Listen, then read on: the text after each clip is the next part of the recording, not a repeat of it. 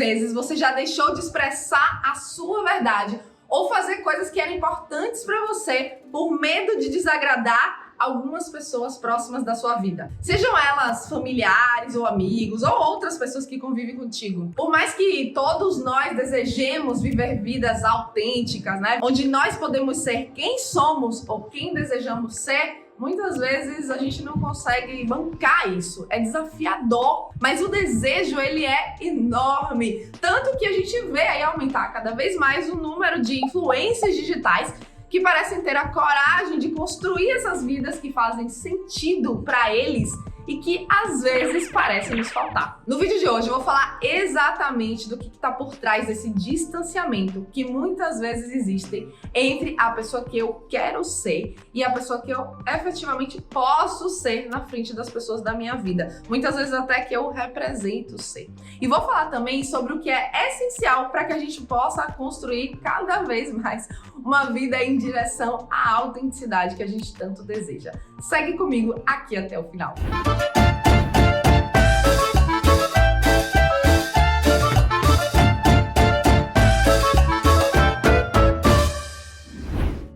Olá, conectadas e conectados! O papo de hoje é o seguinte: por que a gente admira tanto pessoas que vivem aí vidas autênticas, que bancam, né, construir, fazer suas próprias escolhas aí da maneira que faz sentido para elas? E muitas vezes é difícil a gente dar esse mesmo passo em nossas vidas. E modéstia à parte, eu acredito que eu posso falar desse tema, porque eu passei a vida inteira escutando que a minha autenticidade é inspiração para outras pessoas. E hoje em dia continuo escutando isso, ainda mais com o trabalho que eu faço. As pessoas dizem que admiram a minha coragem de me expressar e, sobretudo, a maneira como eu faço e banco as minhas escolhas diante de todas as pessoas próximas da sociedade, mesmo que eu receba críticas, mesmo que pareça ser difícil. E ao mesmo tempo, elas não conseguem fazer isso na vida delas. E eu passei muito tempo sem entender o que era que acontecia, qual que era a dificuldade que essas pessoas tinham. Mas ao longo dos anos, a maneira como eu me senti várias vezes foi me dando pistas para entender o que pode acontecer com alguém que banca a vida que quer viver. Eu me senti muitas vezes sozinha nessa jornada. Às vezes me senti muito sozinha mesmo.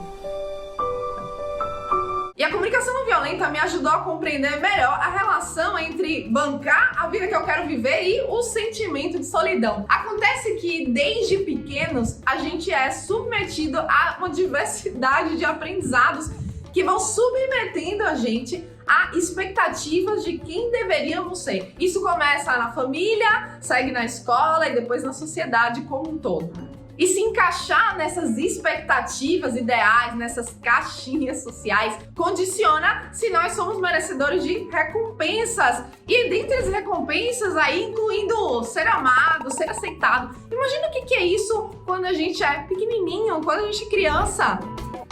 E além de condicionar as recompensas, condiciona também se nós somos merecedores, olha que loucura isso, de punição.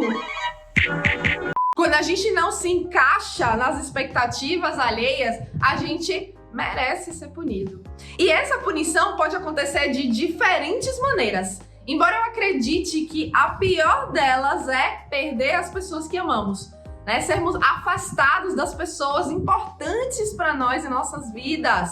Nossa família, nossos pais, nossos amigos, né? Às vezes nossos próprios colegas de trabalho. E ao mesmo tempo, esse é um tipo de punição que está bastante normalizada em nosso dia a dia, infelizmente, na minha opinião. Eu quero trazer aqui alguns exemplos para você refletir junto comigo. E eu aposto que ou você vai se reconhecer em algum deles, ou você vai lembrar de alguém que você conhece, certamente tem uma história aí que você já ouviu falar ou já conheceu uma pessoa. A primeira situação aí que é bastante comum é o fato da gente desejar uma outra pessoa fora de um relacionamento que a gente tenha monogâmico ou relacionamento sério, como algumas pessoas gostam de chamar, e o impedimento da gente de falar a respeito. Eu não tô nem falando de fazer algo, eu estou falando de trazer isso pro diálogo. Porque às vezes isso é tido como impossível, é errado, ninguém sente desejo por outra pessoa, se ama alguém. Então é o que a gente chama, né, de tabu. Não posso trazer isso, porque eu tenho certeza que se eu trouxer essa conversa pra dentro do meu relacionamento, a outra pessoa vai me deixar.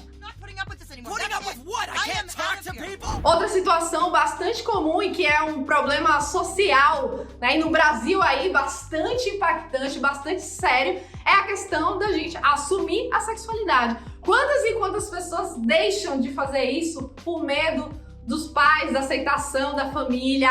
E mesmo quando não é da família, quantas dessas pessoas são e seguem sendo punidas pela sociedade, às vezes simplesmente pelo fato de estar andando na rua com seus companheiros ou companheiras do mesmo sexo. E extrapolando além desses dois exemplos que são tão comuns, você pode pensar aí em qualquer situação da sua vida em que você simplesmente tem medo de não fazer algo que alguém específico na sua vida te pede por medo de ser abandonado ou abandonada por essa pessoa. Eu aposto que você tem ou já viveu uma situação assim. Você me abandonou! Você me deixou sozinha! Me mandou embora! Como pode fazer isso? É assim que muitos de nós passamos a vida inteirinha num conflito interno entre atender às expectativas alheias ou viver aquilo que faz sentido pra nós, aquilo que está sendo pedido por nossa própria essência, a nossa fisiologia, o nosso organismo. Então eu diria que se você tem desafios aí pra sustentar as suas próprias escolhas, pra bancar a vida que faz sentido pra você e a sua expressão autêntica, talvez você sinta esse medo lá no fundo de ficar sozinha, de ficar sozinho. E eu quero te contar que é um medo justificável, porque o ser humano nem consegue ficar sozinho. Nós somos seres relacionais. Precisamos sim uns dos outros para colaborar e atender às nossas necessidades. Precisamos pertencer. É o que a gente chama também de interdependência. Estamos conectados como elos aí numa cadeia que se sustenta. Isso é parte da nossa natureza humana. Isso tanto é verdade que quando a gente sente essa solidão de maneira aí agravada, a gente vai inclusive perdendo a vontade de viver. Eu tenho uma experiência no Centro de Valorização da Vida. Trabalhei lá como voluntária, anos muito felizes que me ensinaram muitíssimo. E enquanto eu escutava, né, as outras pessoas aí que ligavam para conversar, que precisavam de apoio emocional, eu pude perceber que a grande maioria dessas pessoas, na verdade, elas não queriam acabar com a vida. Não, quando a gente ia escutando aí com empatia, cavucando esse lugar, a gente chegava nesse lugar de solidão. Ninguém me vê, ninguém me ouve, eu não posso ser eu com ninguém. Então, olha que conflitante internamente isso pra gente. Às vezes a gente tá rodeado de pessoas, mas o fato da gente não poder ser quem somos, de expressar algo que é muito importante pra gente, leva a gente pra esse sentimento, né, de solidão, mostrando que a autenticidade, né, essa liberdade é uma necessidade também fundamental, assim como pertencer, assim como comunidade, né, assim como a nossa família e relacionamentos, que são as estratégias que a gente usa e vive, né, pra cuidar disso. E por que a gente vive esse conflito interno e o que a gente pode fazer pra sair dessa aparente sinuca de bico e construir vidas mais autênticas que fazem mais sentido pra nós, ao mesmo tempo que a gente pode ter a companhia de outras pessoas? Bom, em primeiro lugar, eu queria te contar que esse conflito outra vez começou lá na nossa infância. Eu e você, quando éramos crianças, escolhemos a segurança em detrimento da liberdade. Escolhemos pertencer a uma comunidade e deixar de lado a nossa própria verdade. E eu diria mais, eu diria que a gente teve que fazer isso, simplesmente porque uma criança, quando chega nesse mundo, ela depende totalmente de outro ser humano para atender 100% das suas necessidades. E aí, eu tenho uma boa e uma má notícia. Eu vou começar pela má notícia. A má notícia é que a gente carrega esse padrão de maneira inconsciente para nossa vida adulta. E é ele que responde por esse medo que a gente tem tão grande da solidão, por essa memória que tá lá inconsciente, a gente com medo de perder as estratégias que a gente aprendeu para pertencer, né, para ser aceito, para ser amado. Pick me. Choose me.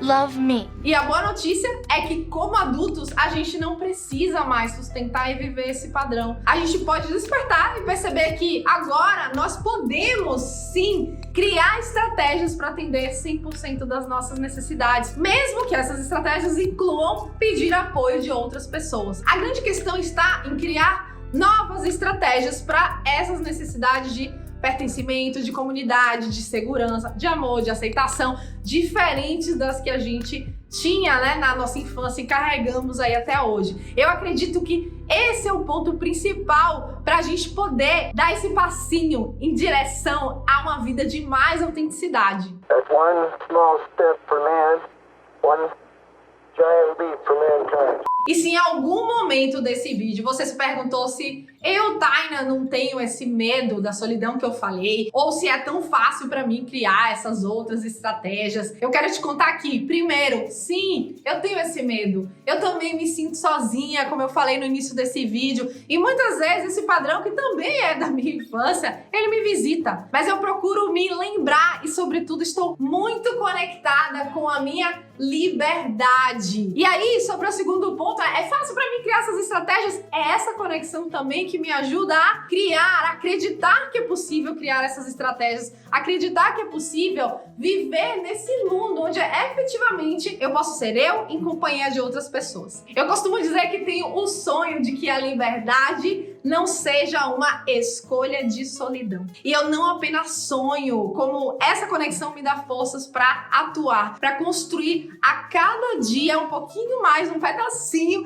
dessa sociedade. Começando com a construção de espaços seguros, que nada mais são do que redes de apoio, né? Pessoas unidas para experimentar, para errar, né, para aprender juntas, espaços onde a gente possa efetivamente se expressar sem julgamentos, onde a gente possa juntos desenvolver responsabilidade pelos nossos pensamentos, pela nossa linguagem, por nossas ações, sempre respeitando processos, né, individuais do grupo e também com muita autocompaixão e compaixão pelas outras pessoas. E é isso que a gente faz aqui na Connect. Eu, a Ju, a Márcia e a Dani estamos o tempo todo pensando e tentando ter novas ideias aí para a construção de uma comunidade, espaços que efetivamente sustentem outras pessoas que se aproximam de nós a viver essas vidas maravilhosas que a gente também tenta construir para nós no nosso dia a dia. E quero celebrar com vocês no final desse vídeo o trabalho que a gente está fazendo aí, muito recente e